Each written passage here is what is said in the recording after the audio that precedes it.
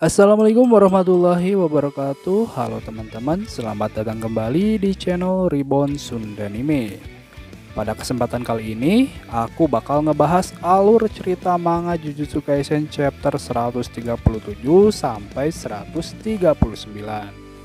Sebelum itu, terlebih dahulu aku mau mengucapkan selamat Hari Raya Idul Fitri bagi kalian yang sedang merayakannya. Mudah-mudahan semua amal ibadah yang kita jalankan di bulan Ramadan diterima oleh Allah Subhanahu wa Ta'ala. Nah, tanpa basa-basi lagi, kita langsung saja masuk kepada pembahasannya.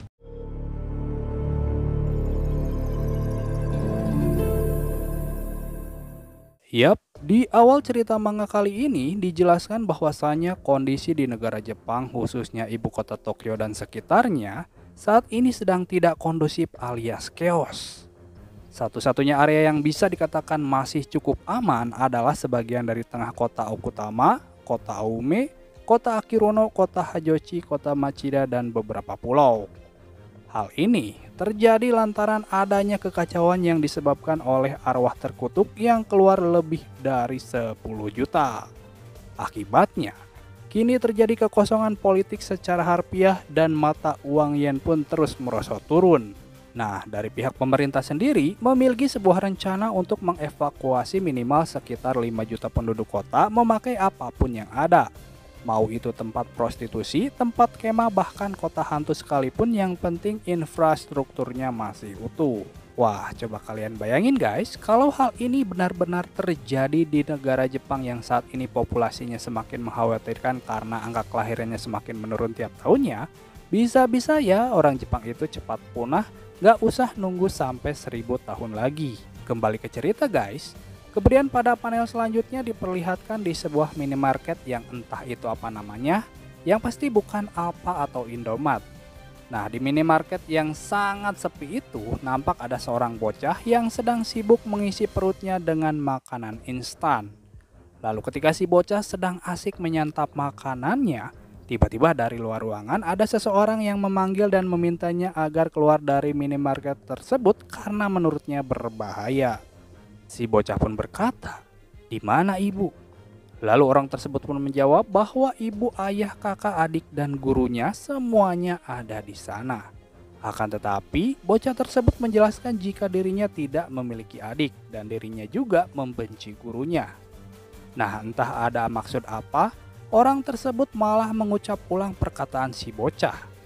Mendengar hal itu, si bocah pun mengira kalau orang tersebut sedang bermasalah. Jadi, dia pun bermaksud memberikannya sebuah minuman. Lalu ketika bocah itu berjalan keluar untuk memberikan minumannya, tiba-tiba tepat di depan pintu terdapat arwah terkutuk yang sedang membuka lebar mulutnya. Nah, rupanya kemungkinan orang tersebut adalah sebuah pancingan dari arwah terkutuk agar bocah itu bersedia keluar ruangan untuk nantinya bisa dia santap. Namun pada saat arwah terkutuk itu akan memangsanya, tiba-tiba Yuta Okotsu datang lalu menancapkan pedangnya tepat di atas kepala arwah terkutuk itu sehingga mulutnya yang lebar jadi menutup. Kemudian Yuta pun bertanya, "Maaf, aku membuatmu kaget. Kau terluka? Apa kau bersama orang lain, ibu atau ayahmu?" Karena bocah itu menjawab tidak tahu, jadi Yuta pun berpikir kalau dia bukanlah berasal dari sini. Sebab tempat ini adalah distrik perbelanjaan. Di saat Yuta masih berbincang dengan bocah tersebut, tiba-tiba arwah terkutuk tadi muncul lagi dari arah belakang tubuh Yuta. Menyadari akan kedatangannya, Yuta pun lalu memerintahkan Rika untuk segera melenyapkannya. Setelah berhasil menolong bocah tersebut, Yuta pun lalu pergi ke markas pusat. Di sana, dia dipuji oleh para petinggi karena kerjanya bagus. Namun ada salah satu petinggi yang mengatakan mau seberapa banyak pun arwah terkutuk yang Yuta bunuh, namun hal itu tak membuktikan apapun. Nah, agar dirinya mendapatkan kepercayaan lebih dari para petinggi, Yuta pun bersedia jika dirinya harus mengambil sumpah terikat atau semacamnya. Bahkan dia bertekad akan membunuh Yuji Itadori yang sudah memotong tangan Inumaki di Shibuya walaupun si Wada Sukuna merupakan murid Master Gojo. Tak lama, muncullah sebuah edaran peringatan dari markas pusat Jujutsu yang berbunyi, Pertama, keselamatan Suguru-geto telah dikonfirmasi dan dia telah dihukum mati lagi. Yang kedua, Satoru Gojo telah dianggap sebagai sekongkol dalam insiden Shibuya. Dan karena itu secara permanen diusir dari dunia Jujutsu, terlebih lagi melepaskan segelnya akan dianggap sebagai tindak kriminal. Lalu yang ketiga, Masami Chiaga akan menerima hukuman mati karena memancing Satoru Gojo dan Suguru Geto dan menyebabkan insiden di Shibuya terjadi. Yang keempat, penangguhan hukuman mati Yuji Itadori telah dicabut dan eksekusi akan dilaksanakan dengan segera. Dan yang terakhir, penyihir tingkat spesial Yuta Okotsu telah ditunjuk sebagai pelaksana hukuman mati Yuji Itadori. Lalu cerita pun berpindah ke lokasi berbeda, tepatnya di dalam kediaman klan Zenin, di mana di sana diperlihatkan Naoya Zenin penyihir spesial tingkat 1 sedang berjalan menuju ke sebuah ruangan. Sembari berjalan, Naoya ini sempat membicarakan kondisi terkini dari Mai dan Maki Zenin. Menurutnya, kondisi Mai masih jauh lebih baik dibanding Maki Zenin yang kini sedang sekarat. Sesampainya di ruangan, dia sudah ditunggu oleh dua anggota klan Zenin lainnya. Yang pertama ada Ogi Zenin penyihir spesial tingkat 1 dan yang satunya lagi adalah Jinichi Zenin penyihir spesial tingkat 1 juga. Nah, Naoya ini merupakan putra dari Naobito Zenin yang tiada lain adalah kepala klan Zenin yang kini sedang sekarat.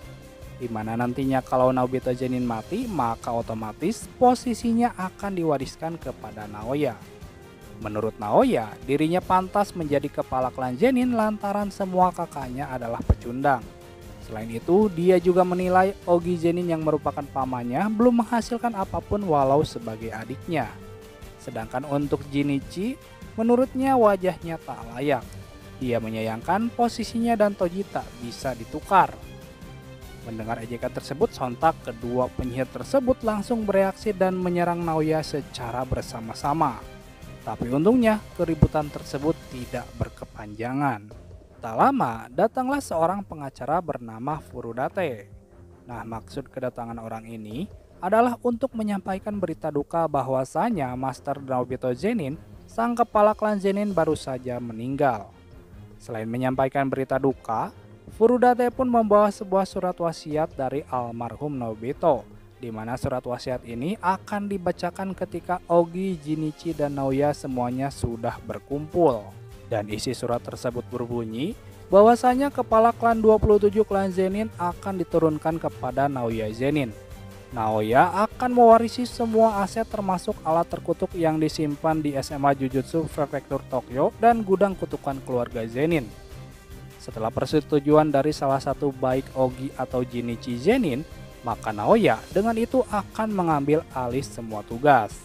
Namun, jika Satoru Gojo telah tewas atau jadi tak bisa memakai mentalnya karena suatu sebab apapun, sebuah persetujuan tertulis dengan Toji Fushiguro untuk menerima Megumi Fushiguro ke dalam klan Zenin, yang dimana dengan itu dia akan menjadi kepala klan Zenin selanjutnya dan semua aset akan diwariskan kepadanya. Setelah mendengar isi surat wasiat tersebut, sontak Naoya, Ogi, dan Jinichi ini sangat terkejut. Furudate pun berkata, di mana Megumi saat ini dan apa yang sedang dia lakukan? Seorang pelayan pun menjawab bahwasanya Megumi saat ini sedang mencari Yuji Itadori, sang vasal Sukuna di Tokyo. Kemudian, Naoya yang sangat berhasrat ingin menjadi kepala klan Zenin itu berencana akan membunuh Itadori dan Megumi agar keinginannya segera terwujud. Berpindah ke lokasi Shibuya, di mana di sana diperlihatkan Yuki Tsukumo telah berhasil membereskan arwah terkutuk yang dikeluarkan oleh Geto Suguru. Seusai itu, Yuki berencana akan menghadapi Tengen. Sementara di lokasi lainnya, diperlihatkan Itadori sedang duduk di atas anak tangga. Tak lama muncullah Choso sang pengguna teknik kutukan darah. Lalu dia pun bertanya tentang kondisi luka pada Yuji saat ini. Itadori pun menjawab bahwa entah bagaimana dirinya baik-baik saja walau setelah terkena teknik Black Flash. Nah, menurut Choso, hal itu dapat terjadi lantaran Sukuna. Selain itu, Choso pun dapat merasakan kalau kekuatannya semakin bertambah. Kemudian, Choso pun berkata, "Yuji, gak usah pedulikan aku. Kau boleh kembali ke SMA Jujutsu. Lagi pula, aku masih harus mengumpulkan sisa-sisa Choso dan yang lainnya."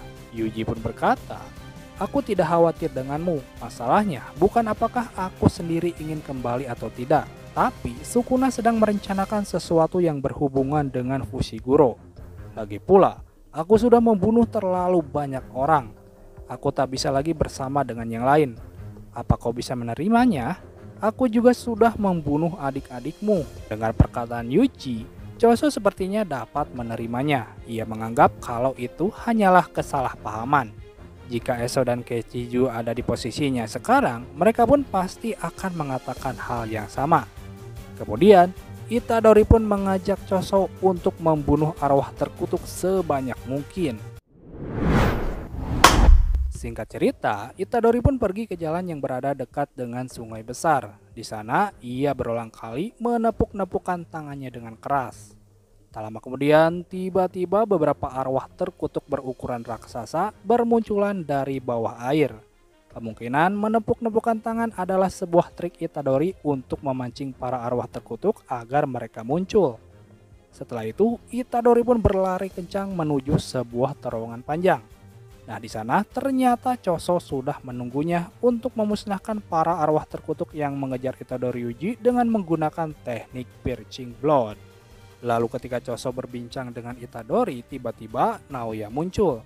Ia pun bertanya, "Megumi tak di sini? Apa aku yang pertama datang?"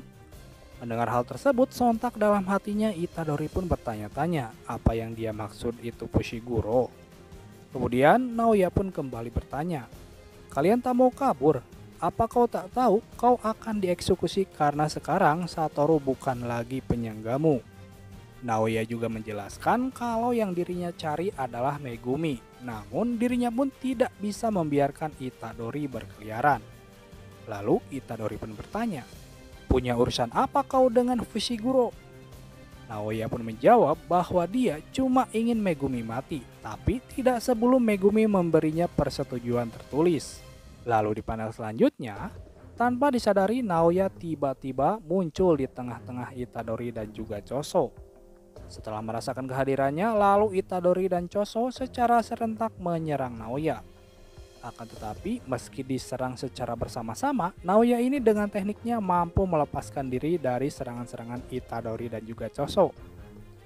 Lalu di panel akhir, diperlihatkan Itadori, Choso, dan Naoya secara bersamaan merasakan ada energi kutukan besar yang muncul di sekitar mereka. Dan ternyata, energi kutukan itu berasal dari Yuta Okkotsu yang baru saja muncul di lokasi tersebut. Oke guys, demikianlah pembahasan manga Jujutsu Kaisen chapter 137 sampai 139. Terima kasih buat kalian yang sudah mampir dan menonton video ini sampai selesai. Dan akhir kata, wassalamualaikum warahmatullahi wabarakatuh.